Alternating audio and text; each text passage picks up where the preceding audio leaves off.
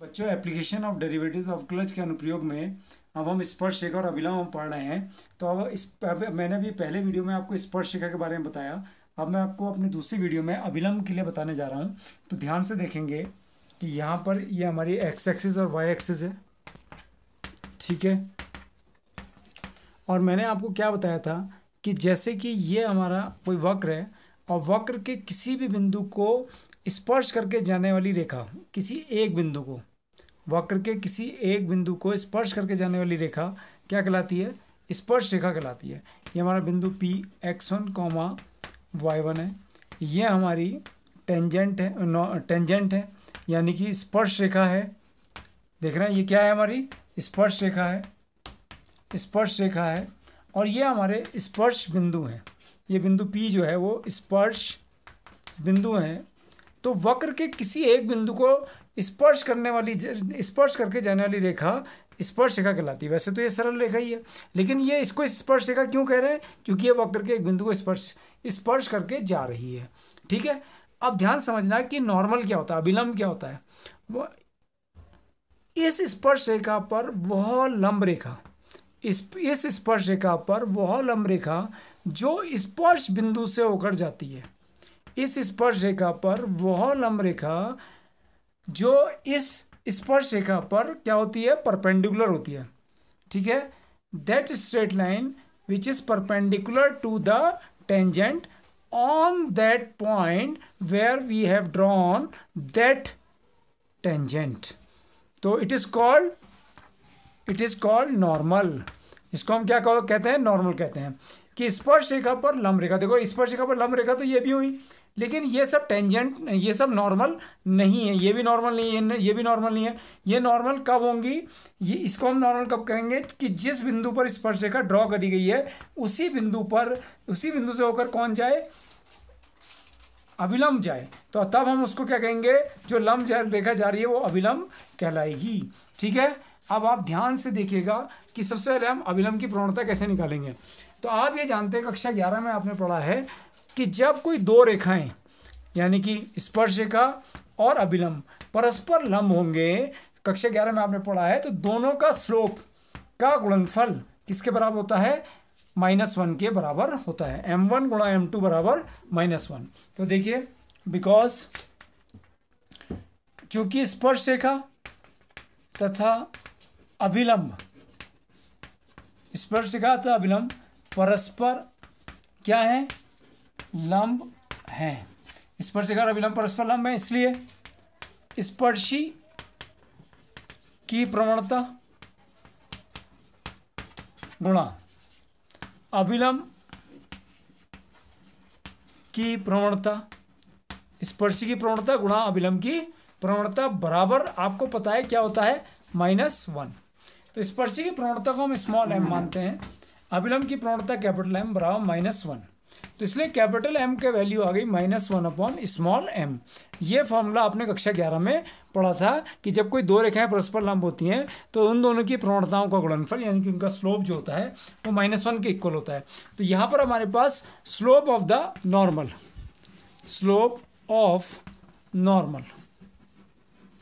Of normal यानी कि अभिलंब की प्रवणता कैपिटल M जिसको हम बोल रहे हैं क्या आ गया? -1/m। और कैपिटल M बराबर हो गया -1 स्लोप ऑफ टेंजेंट, यानी कि स्पर्शी की प्रवणता कितनी होती है? dy/dx। तो जो dy/dx हम डेरिवेटिव निकालेंगे उसको -1 के अपॉन कर देंगे तो वो किसकी प्रवणता आ जाएगी? अभिलंब की प्रवणता आ जाएगी। अब हम इसकी प्रॉपर्टीज़ पे जा रहे हैं, ठीक है बच्चों। प्रॉपर्टीज समझिएगा, या पहले आप इसका समीकरण देख लीजिए या प्रॉपर्टीज देख लीजिए।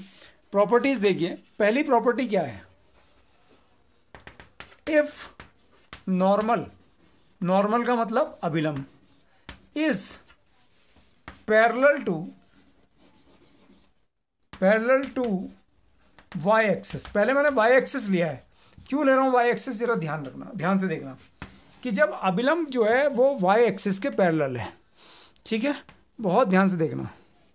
तो ये हमारा एक कर्व हो गया और कर्व पर हमारी ये टेंजेंट हो गई, स्पर्श रेखा हो गई, स्पर्श रेखा हो गई, ये स्पर्श बिंदु P हो गया x1, y1, और इस स्पर्श रेखा पर लंब रेखा जो कि स्पर्श बिंदु से होकर जा रही है, ये हमारे नॉर्मल हो गया। नॉर्मल का मतलब अभिलंब हो गया, ठीक है। तो आप देखना कि जब हमारी जो वो टेंजेंट है, जो हमारी टेंजेंट है वाई एक्सिस के पैरेलल है, तो हमारा जो नॉर्मल है वो किसके पैरेलल हो गया, एक्स एक्सिस के।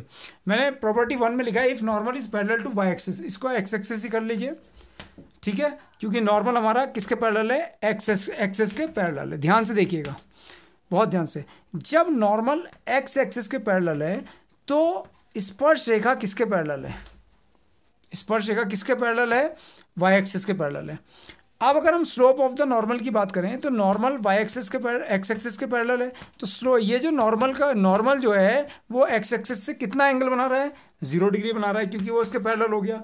तो कैपिटल M बराबर आ गया tan xi, कैपिटल M बराबर tan 0 डिग्री, और M बराबर कितना आ गया, 0। tan 0 की वैल्यू 0 होती है।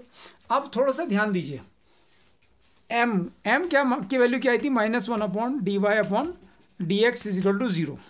तो ये आ गया dx/dy = 0। ये dx कहाँ चला गया, ऊपर, और माइनस उधर चला गया, तो dx/dy = 0। अब इसको रिलेट करते हैं अपनी स्पर्श रेखा से।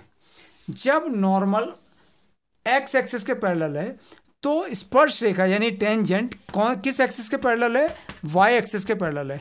याद करिए, मैंने पहले वीडियो में क्या बताया था कि जब स्पर्श रेखा वाई एक्सिस के पैरेलल होगी तो तब क्या 0 होगा, dx/dy बराबर 0 होगा। तो हमने इसको प्रूव भी कर लिया और दिखा भी दिया है मैंने। अब सेकंड प्रॉपर्टी देखिए, property number 2, if normal is parallel to Y axis. पहले अब मैं तो आपको वाई एक्सिस के लिए बताता हूं, तो वाई एक्सिस के लिए ध्यान से देखिएगा, बहुत ध्यान से देखिए। ये मेरे पास x डैश y और y डैश है, और ये मेरा कर्व है। कर्व पर एक मैंने पॉइंट ले लिया P, ये स्पर्श बिंदु है x1, y1। इस पर पहले मैंने एक टेंजेंट ड्रॉ करी जो एक बिंदु P से होकर जा रही है, ठीक है, और इस स्पर्श रेखा पर एक लंब रेखा खींची जिसको हम अभिलंब बोलते हैं, यानी कि नॉर्मल बोलते हैं, ठीक है।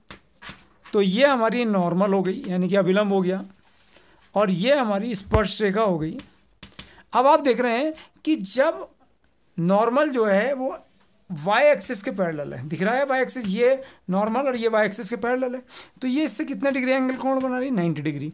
और वैसे भी अगर आप देखें कि जब नॉर्मल वाई एक्सिस के पैरेलल है, नॉर्मल वाई, तो तब टेंजेंट जो है वो किसके पैरेलल है, एक्स एक्सिस के, यानी कि स्पर्श रेखा। तो स्पर्श रेखा एक्स एक्सिस के पैरेलल है, तो आपको पता है कि जब स्पर्श रेखा एक्स एक्सिस के पैरेलल होती है तो क्या होता है, dy/dx बराबर 0, ठीक है। इसको कैसे समझेंगे, अब हम नॉर्मल की बात करते हैं, यानी कि किसके अभिलंब की बात करते हैं, तो अभिलंब एक्स एक्सिस से कितना एंगल बना रहा है, 90 डिग्री। तो कैपिटल M बराबर tan 90 डिग्री, तो कैपिटल M बराबर tan 90 की वैल्यू अनंत होगी। कैपिटल M का मान है -1/m बराबर अनंत, तो -1/m, या इसको आप पलट दीजिए, m/-1 बराबर 1 अनंत। M की वैल्यू dy/dx अपॉन -1 अनंत की वैल्यू 0, तो dy/dx = 0। तो ये मैंने प्रूफ कर दिया। ऊपर मैंने क्या बताया था कि जब शुरू में बताया था dy/dx 0 क्यों है, यहाँ पर फिर से आइए, जब अभिलंब y अक्ष के समांतर है तब स्पर्श रेखा x अक्ष के समांतर है, और जब स्पर्श रेखा x अक्ष के समांतर होती है तो dy/dx 0 होता है, जिसको मैंने नॉर्मल से भी सिद्ध कर दिया है। अब बात आती है, दो प्रॉपर्टी खत्म हो गई, अब आता है कि इक्वेशन ऑफ नॉर्मल, समीकरण अभिलंब का समीकरण। जब मैंने आपको अभी स्पर्श रेखा का समीकरण बताया था तो उसने तब भी ये बताई थी। तो ये अभिलंब हमारा यहाँ देखिए, ये एक बिंदु P x1, y1 से होकर जा रहा है, और इसकी जो प्रवणता है वो कैपिटल M है, ठीक है। तो वही एक बिंदु से जाने वाली रेखा का समीकरण जो कक्षा 11 में हमने सीखा था, y माइनस y1 बराबर स्मॉल m की जगह यहाँ कैपिटल M आ गया, क्योंकि यहाँ अभिलंब की प्रवणता नॉर्मल की स्लोप ऑफ द नॉर्मल आ गया इंटू x माइनस x1। तो ये फॉर्मूला वही है जो कक्षा 11 में आपने सीखा था, एक बिंदु से जाने वाली रेखा का समीकरण। ये नॉर्मल है तो वैसे एक सरल रेखा ही तो है ये, लेकिन इसकी क्वालिटी बदल गई। क्या गुण बदल गया कि ये स्पर्श रेखा पर लंब हो गया, और कहाँ से होकर जा रहा है, एक स्पर्श बिंदु से होकर जा रहा है, इसलिए हमने इस सरल रेखा का नाम नॉर्मल रख दिया। हमने इसको स्पर्श रेखा क्यों कह रहे हैं, कि है तो रेखा ही है, लेकिन स्पर्श रेखा क्यों कह रहे हैं, क्योंकि ये वक्र के एक ही बिंदु को स्पर्श करके जाती है। और बहुत सी स्पर्श रेखाएं बन सकती हैं, लेकिन ये वक्र के एक ही बिंदु को स्पर्श करके जाती है, इसलिए इस रेखा को हम स्पर्श रेखा कहते हैं। वैसे है ये एक रेखा ही।